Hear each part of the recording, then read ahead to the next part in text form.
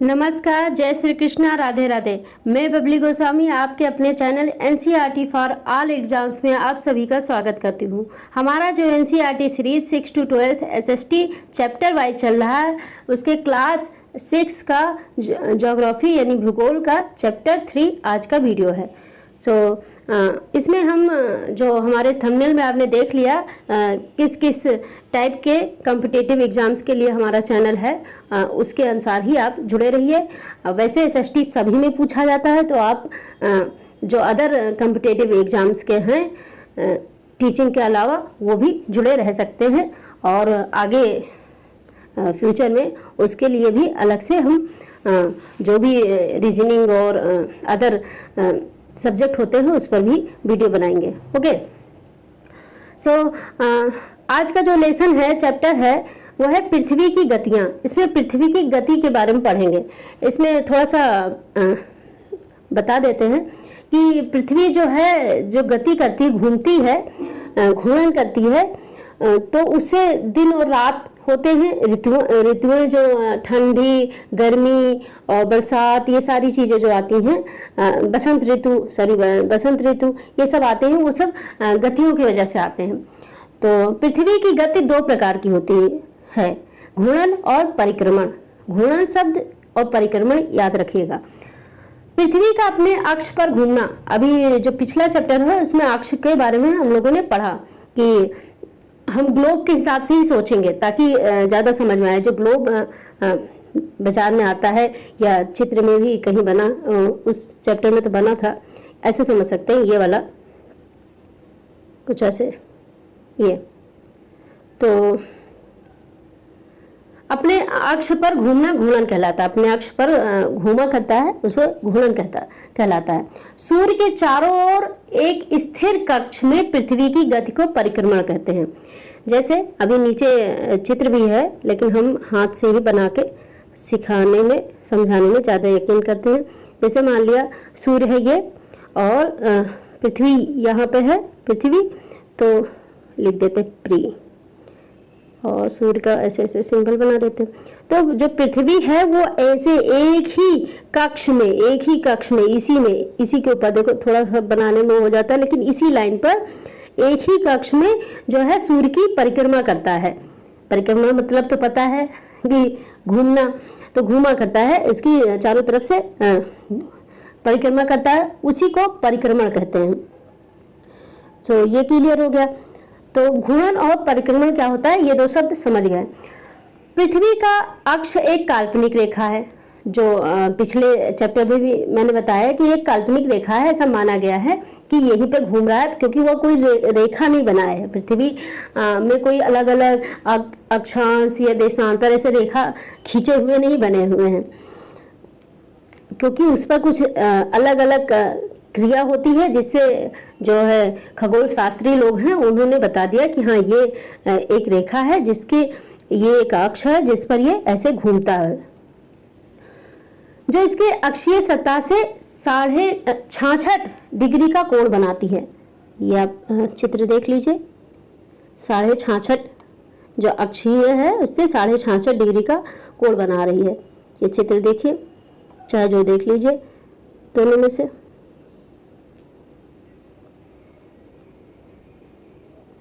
आगे बढ़ते हैं। वह समतल जो कक्ष के द्वारा बनाया जाता है उसे कक्षीय समतल कहते हैं। वह समतल जो कक्ष के द्वारा बनाया जाता है वो कक्षीय समतल कहते हैं।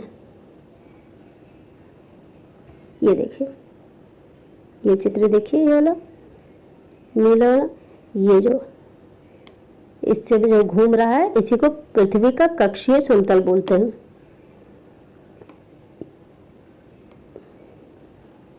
पृथ्वी सूर्य से प्रकाश प्राप्त करता है। अब जो पृथ्वी है उसका अपना कोई दिन रात या समय के साथ बदलना ये नहीं होता। सूर्य के हिसाब से जैसे वो परिक्रमा करती है, सूर्य के जिस दिशा में जब होती है उसी हिसाब से यहाँ पे दिन रात और मौसम, जैसे ठंड गर्म, ये सब होता है। ओके, और प्रकाश भी जो इस समय जो धरती पर अंधेरा उजेला ये सब होता है दिन रात, वो भी सूर्य के प्रकाश से होता है। और सूर्य अपनी जगह स्थायी है, सूर्य जाता और आता नहीं है। ओके, सूर्य जाता, अस्त और उदय नहीं होता है, सूर्य अपनी ही जगह है। पृथ्वी उसकी परिक्रमा कर रही, कभी उसके पीछे हिस्से में चला जाता है पृथ्वी का कुछ भाग, कभी आगे, तो उस हिसाब से दिन और रात होता है।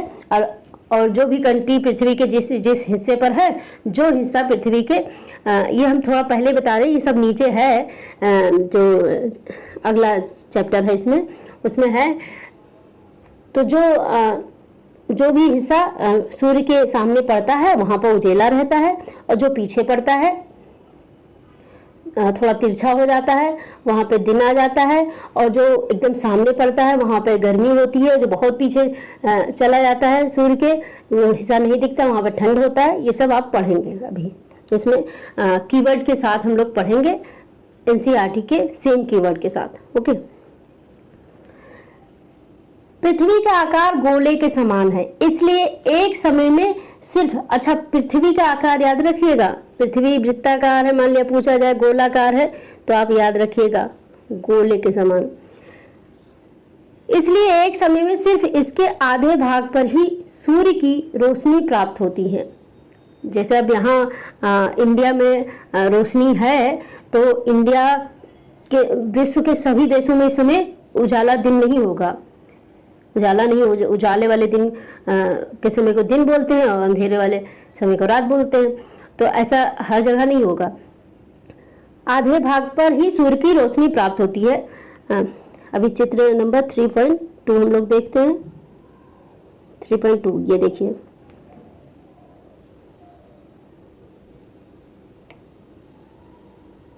सूर्य की ओर वाले भाग में दिन होता है, जो अभी हमने बताया है, जबकि दूसरा भाग जो सूर्य से दूर होता है वहां रात होती है। ग्लोब पर वह वृत्त जो दिन तथा रात को विभाजित करता है उसे दीप्ति वृत्त कहते हैं। ये देखिए प्रदीप्ति वृत्त, सॉरी प्रदीप्ति वृत्त, ये देखिए ग्लोब पर बना है चित्र, ये देखिए। घूर्णन के कारण पृथ्वी पर दिन एवं रात, यानी कि ये याद रखना, दिन ऐसा क्वेश्चन मान लिया बना कि दिन और रात किस वजह से होता है, तो वो पृथ्वी के घूर्णन की वजह से, घूमने की वजह से होता है, अपनी अक्ष पर घूमने की वजह से होता है। यह वृत्त अक्ष के साथ नहीं मिलता है, यह जो वृत्त है अक्ष के साथ नहीं मिलता, जैसा कि आप चित्र ये जो 3.2 है इसमें देख रहे हैं, अक्ष के साथ नहीं रहता। ये माना गया है कि ये दक्षिण ध्रुव है, ये उत्तर ध्रुव है, ये अक्षांश है, यह अक्ष है, अक्ष मतलब जहां से घूमता है, जिस पॉइंट से। पृथ्वी अपने अक्ष पर एक चक्कर पूरा करने में 24 घंटे का समय लेती है, याद रखिएगा 24 घंटे का समय लेती है एक चक्कर पूरा करने में, तभी तो दिन रात उसी में हो जाता है। घूर्णन के समय काल को पृथ्वी दिन कहा जाता है। घूर्णन के समय काल जो होता है, जो समय चक्र होता है, समय काल, उसको पृथ्वी का दिन कहा जाता है। यह पृथ्वी की दैनिक गति है।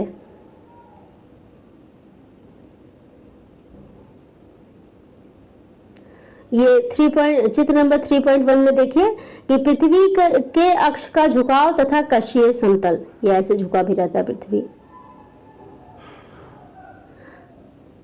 अगर पृथ्वी घूर्णन नहीं करे यानी घूमे नहीं तो क्या होगा, सूर्य के तरफ वाले पृथ्वी के भाग में हमेशा दिन होगा, और जिसके कारण उस भाग में गर्मी लगातार बढ़ेगी। गर्मी अगर जो घूमना पृथ्वी बंद कर दे तो जिधर जो हिस्सा सूर्य की तरफ है वहां पर गर्मी रहेगी और धीरे धीरे और गर्मी बढ़ती जाएगी, तो जीना मुश्किल हो जाएगा लोगों का। दूसरे भाग में हमेशा अंधेरा रहेगा, जब तक वो भाग पीछे रहेगा अंधेरा ही रहेगा, एवं पूरे समय ठंड पड़ेगी। ठंड भी जब अंधेरा रहेगा और वो सूर्य से दूर है तो ठंड पड़ेगी, यानी जो भी उष्मा, जो भी गर्मी हम लोग को मिल रही है वो सब सूर्य से मिल रही है, पृथ्वी का अपना कुछ नहीं है। ओके, सूर्य के जरिए ही सब कुछ हो रहा है, और कोई अलग हवाओं या वातावरण का भी इसमें कुछ रोल नहीं है। ओके, सूर्य और पृथ्वी की गति की वजह से सारी चीजें हो रही हैं।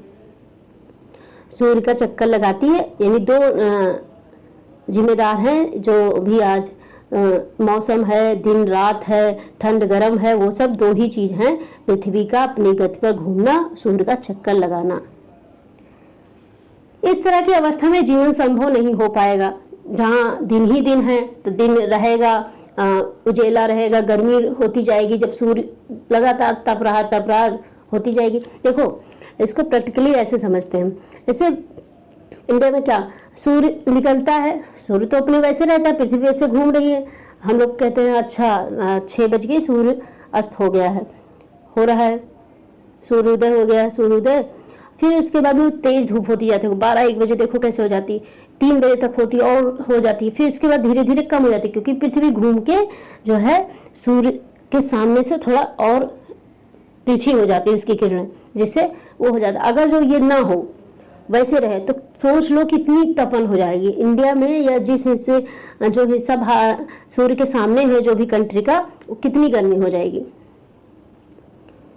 अच्छा, कुछ ऐसे हैं, गर्मी वाले तो नहीं, कुछ ऐसी जगहें हैं जहाँ पर ठंड बहुत होती है, जो आप आगे अभी पढ़ेंगे, क्योंकि वहाँ सूर्य कई महीनों तक नहीं आता है। मतलब सूर्य वो हिस्सा जो है पृथ्वी को, वो हिस्सा सूर्य के सामने नहीं आता है। पृथ्वी की दूसरी गति जो सूर्य के चारों ओर कक्ष में होती है। अब ये तो घूर्णन के बारे में जो एक ही पॉइंट पर घूमती रहती है।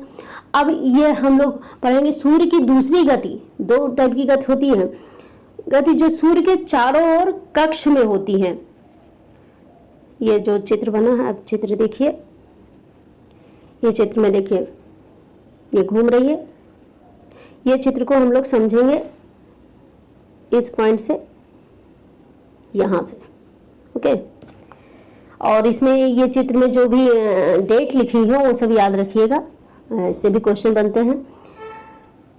पृथ्वी की दूसरी गति जो सूर्य के चारों ओर कक्ष में होती है उसे परिक्रमण कहते हैं। देखो, सूर्य बीच में है और घूम रही है। देखो चित्र, फिगर जो भी बनाया गया है, जो पिछले चैप्टर में था और जो इस चैप्टर में, हमने कहा फिगर को अच्छे से समझ लो, फिगर की अपने आप बाद में प्रैक्टिस कर लो।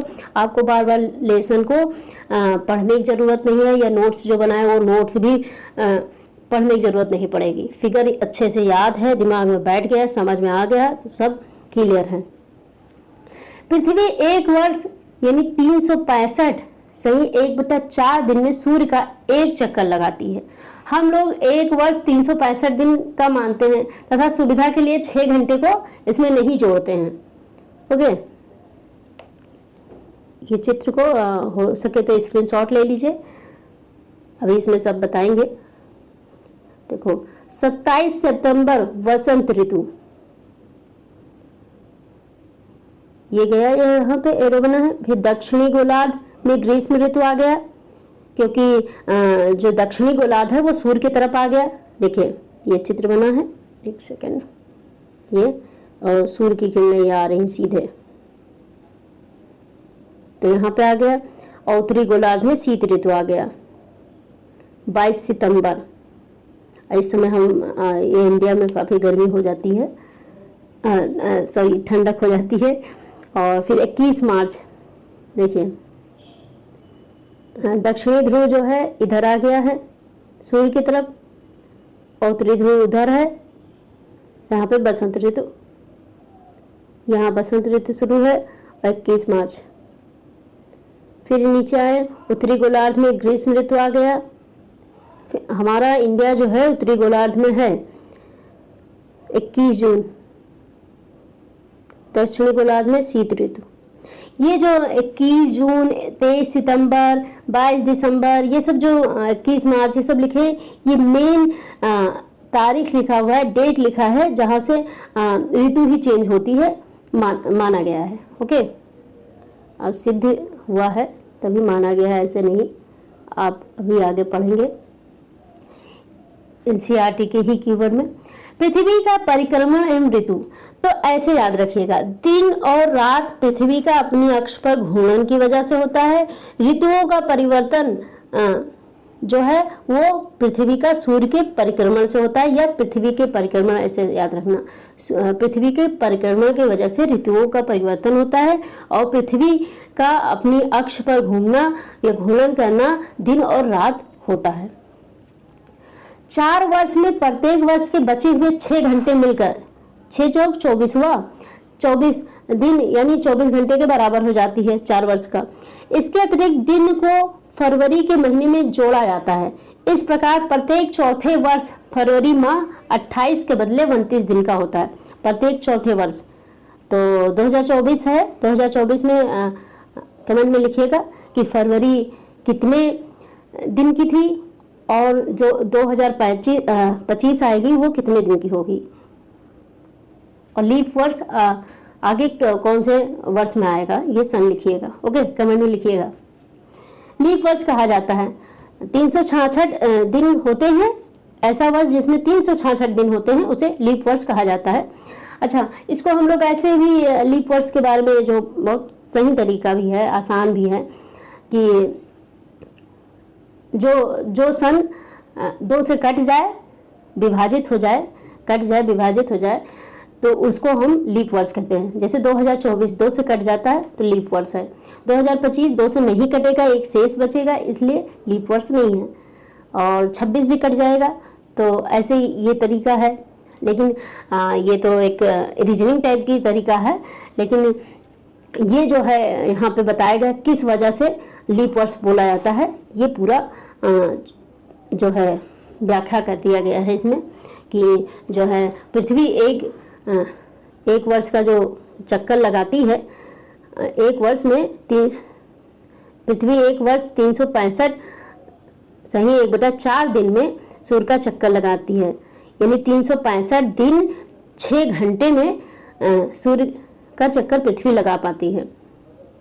तो ये 6 घंटे छोड़ दिया जाता था, लेकिन ये हुआ फिर खगोल शास्त्रियों ने कहा 6 घंटे छोड़ना थोड़ी ना सही है, तो ये 6 घंटे कलेक्ट करते हुए 4 साल बाद 24 घंटे बन गए, तो हर 4 साल पर जो दिनों की संख्या होगी वो 366 होगी। पृथ्वी दीर्घ वृत्ताकार पथ पर सूर्य के चारों ओर चक्कर लगाता है, याद रखना, दीर्घ वृत्ताकार पर। पृथ्वी कैसी होती है, अंडाकार, गोलाकार, कैसी होती है, ये कमेंट में लिखना, तो अभी हम बता चुके हैं। और किस पर परिक्रमा करता है, दीर्घ वृत्ताकार, इस टाइप का वृत्ताकार। ऐसे नहीं करती है, ऐसे नहीं करती है, ऐसे करती है।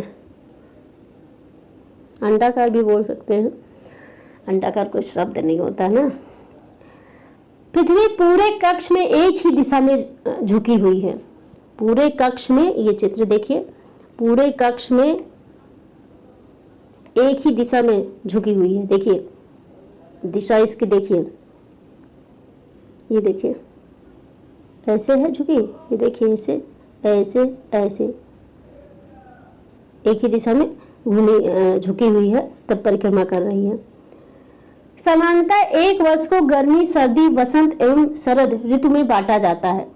ऋतुओं में परिवर्तन सूर्य के चारों ओर पृथ्वी की स्थिति में परिवर्तन के कारण होता है, जो अभी हमने बता दिया है।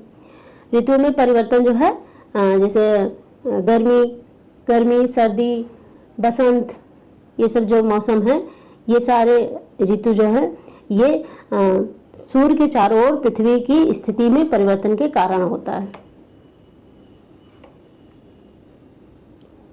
21 जून को उत्तरी गोलार्ध सूर्य की तरफ झुका है। चित्र में आप देखिए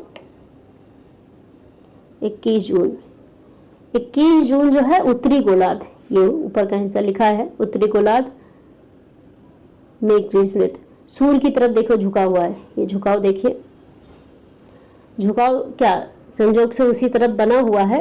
पृथ्वी तो देखो चारों सब तरफ दिशा में जब जा रही, देखिए एक ही टाइप से झुकी हुई है अपनी, लेकिन यहाँ पे 21 जून को ये ऐसी स्थिति में आती है, एकदम सूर्य देखिए ये जो एरो बना है 21 जून को एकदम सूर्य की तरफ झुका है। तभी तो गर्मी बहुत होता है, दिन बहुत लंबा भी होता है।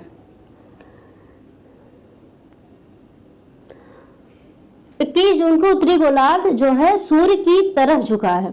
सूर्य की किरणें कर्क रेखा पर सीधी पड़ती हैं। जो सूर्य की किरणें हैं वो कर्क रेखा, ये पिछले चैप्टर में पढ़े हैं। देखो ज्योग्राफी को अच्छे से समझने के लिए आपको लेसन फर्स्ट से, या कहिए चैप्टर बोलिए, इसमें चैप्टर बोलना है, चैप्टर फर्स्ट से ही पढ़ना पड़ेगा। जो आज नए हैं वो पिछला वीडियो भी देख लें ताकि अच्छे से समझ में आए, और तभी आएगा भी। ओके, सूर्य की किरणें कर्क रेखा पर सीधी पड़ती हैं। इसके परिणाम स्वरूप इन क्षेत्रों में ऊष्मा अधिक प्राप्त होती है, गर्मी अधिक होती है।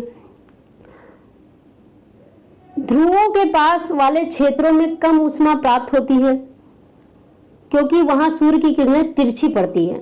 जो ध्रुव होती है, उत्तरी ध्रुव, दक्षिणी ध्रुव, वहां पे तिरछी प्राप्त होती है, इसलिए गर्मी ज्यादा नहीं होती है क्योंकि वहां सूर्य की किरणें तिरछी पड़ती हैं।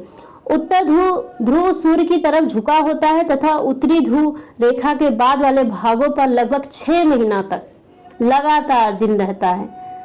उस कंट्री का नाम बताइएगा जहां पे लगातार 6 दिन तक दिन ही रहता है, कमेंट में जरूर लिखना। ये सब तो गूगल पर देख सकते हैं आप लोग। उत्तरी गोलार्ध के कुछ बड़े भाग में सूर्य की रोशनी प्राप्त होती है, इसलिए विषुवत वृत्त के उत्तरी भाग में गर्मी का मौसम होता है।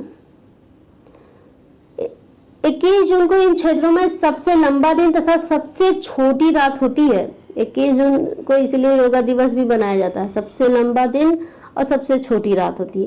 पृथ्वी की इस अवस्था को उत्तर अयनांत कहते हैं। अयनांत यानी 21 जून को में पृथ्वी की जो स्थिति होती है उसको बोलते हैं उत्तर अयनांत। 22 सितंबर को दक्षिणी ध्रुव के सूर्य की ओर झुके होने के कारण सूर्य की ओर दक्षिणी ध्रुव में हमारा इंडिया नहीं है, हम इंडिया को ही लेकर समझ रहे हैं पूरा। ओके, दक्षिणी ध्रुव में नहीं है तो झुके, और दक्षिण ध्रुव के सूर्य की ओर झुके होने के कारण मकर रेखा पर सूर्य की किरणें सीधी पड़ती है। जो कर्क रेखा है वो उत्तरी गोलार्ध में है और मकर रेखा दक्षिणी गोलार्ध में है। ये पिछले चैप्टर में बताया जा चुका है, इसलिए मैंने पहले भी कहा, फिर कह रहे हैं कि आप अभी देख रहे हैं इसको देखिए और फिर बाद में उसको भी देख लेना जो फर्स्ट सेकंड वीडियो है ज्योग्राफी का, ताकि अच्छे से समझ में आए। हिस्ट्री के साथ ऐसा नहीं होता, जहां से आप पढ़ रहे हैं वहीं से समझ सकते हैं, लेकिन ज्योग्राफी में आप शुरू से समझना, क्योंकि एक एक कीवर्ड का मतलब है और कीवर्ड कोई आसान है नहीं। ओके, चूंकि सूर्य की किरणें मकर रेखा पर लंबवत पड़ती हैं, इसलिए दक्षिणी गोलार्ध के बहुत बड़े भाग में प्रकाश प्राप्त होता है। इसलिए दक्षिणी गोलार्ध में लंबे दिन तथा छोटी रातों वाली ग्रीष्म ऋतु होती है। अब यहाँ गर्मियां आ जाती हैं, दक्षिणी गोलार्ध में जो भी कंट्री हैं वहां पे जो है 22 सितंबर से है गर्मियां आती हैं। यानी हमारे यहाँ जब ठंडक होती है तो दक्षिणी गोलार्ध वाले साइड में गर्मी होती है। ठीक इसके विपरीत स्थिति उत्तरी गोलार्ध में होती है, जो बताई है अभी मैंने। पृथ्वी की इस अवस्था को दक्षिण अयनांत कहा जाता है। क्या आप जानते हैं ऑस्ट्रेलिया में ग्रीष्म ऋतु में क्रिसमस का पर्व मनाया जाता है? समझे? ऑस्ट्रेलिया में ग्रीष्म ऋतु में मनाया जाता है, यानी कि कौन से समय में? जो क्रिसमस है वो तो डेट जो फिक्स है उसी में मनाया जाता है, लेकिन ऋतु की बात करें, जब हमारे यहाँ पे ठंडक होती है, 25 सितंबर में ठंडक होती है, तो वहाँ तो 25 सितंबर में गर्मी होती है, तो गर्मी के हिसाब से इंतजाम होते होंगे। तो ये लाइन याद रखना, एज ए क्वेश्चन बन जाता है। ऑस्ट्रेलिया में ग्रीष्म ऋतु में क्रिसमस मनाया जाता है। ऑस्ट्रेलिया जो है वो पृथ्वी के दक्षिणी गोलार्ध में स्थित है। 21 मार्च एवं 23 मार्च वो चित्र याद रखना। ये सारा जो पढ़ा जा रहा है ये वो चित्र में ऐसे आप बाद में प्रैक्टिस के लिए बना के ऐसे समझ लेना, वो काफी समय, लंबे समय तक याद रहेगा। 21 मार्च एवं 23 सितंबर को सूर्य की किरणें विषुवत वृत्त पर, जो काल्पनिक रेखा होती है विषुवत वृत्त, जो बता चुके हैं पिछले चैप्टर में, विषुवत वृत्त पर सीधी पड़ती है। इस अवस्था में कोई भी ध्रुव सूर्य की ओर नहीं झुका रहता है। कोई ध्रुव यानी उत्तरी ध्रुव और दक्षिणी ध्रुव कोई भी सूर्य की तरफ नहीं झुका रहता है। इसलिए पूरी पृथ्वी पर दिन एवं रात बराबर होते हैं। इसीलिए इसको क्या कहते हैं? विषु कहा जाता है। 23 सितंबर को उत्तरी गोलार्ध में शरद ऋतु होती है। अब 23 सितंबर आने वाला है। 23 सितंबर को उत्तरी गोलार्ध में शरद ऋतु होती है, जबकि दक्षिणी गोलार्ध में वसंत ऋतु होती है। जो दक्षिणी गोलार्ध वाले देश होंगे वहां कुछ मनाया जा रहा होगा, उत्तरी वाले कुछ मना रहे हैं। तो 21 मार्च को स्थिति इसके विपरीत होती है, जब उत्तरी गोलार्ध में बसंत ऋतु 21 मार्च को तथा दक्षिणी गोलार्ध में शरद ऋतु होती है। इस प्रकार स्पष्ट है कि पृथ्वी के घूर्णन एवं परिक्रमण के कारण दिन एवं रात तथा ऋतुओं में परिवर्तन होता है। इसी बात को समझाने के लिए इतना सारी चीजें प्रैक्टिकली, ताकि आप समझ सके, एनसीईआरटी में बता दिया है। लेसन छोटा था, आई होप आप लोग को समझ में आ गया होगा, और नहीं समझ में आया हो तो ऐसा हो नहीं सकता है, लेकिन तो आप दोबारा खुद वीडियो देख लेना, या दोबारा जो डिस्क्रिप्शन है उसमें PDF लगा देंगे, उसको पढ़ लेना, तो कायदे से समझ में आ जाएगा। और हाँ, नोट्स बनाने का जो तरीका है वो हम बीच में इसमें बताया करते हैं, अंडरलाइन कर देते हैं कि कैसे हेडिंग डालते हैं, फिर उसके बाद में पॉइंट जो अंडरलाइन हम करते हैं वही पॉइंट लिख दिया जाता है। तो ऐसे बना सकते हैं, बना ले तो बहुत अच्छी बात है, अपना नोट्स अपना ज़्यादा अच्छा होता है। नहीं तो आप हमारा जो व्हाट्सएप नंबर रिफ्लेक्ट हो रहा है उस पर आप संपर्क करिएगा SST के, जिसमें आपको हिस्ट्री, ज्योग्राफी, पॉलिटी ये सब्जेक्ट जो है मिल जाएंगे 6 to 8th क्लास तक।